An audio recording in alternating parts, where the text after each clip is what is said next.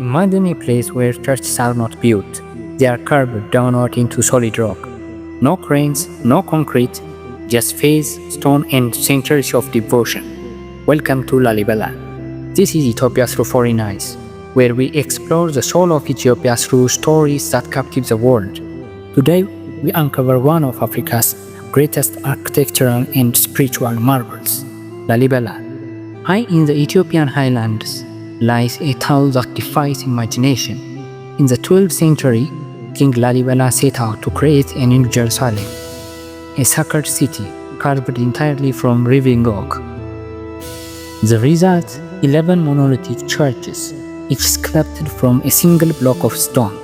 The most iconic Beta Georgis is shaped like a cross and sunken deep into the earth, its roof flush with the ground. These churches are connected by narrow passageways, tunnels, and trenches.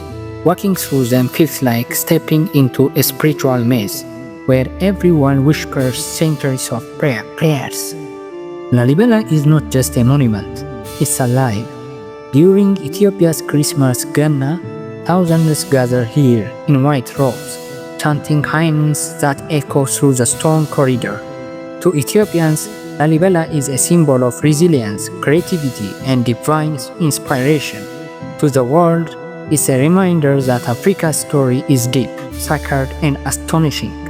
If you thought ancient wonders only the Egypt or Rome, think again. Lalibela is Ethiopia's miracle beneath the mountain. Subscribe to Ethiopia through foreign eyes for more stories that reveal the heart of Africa to the world.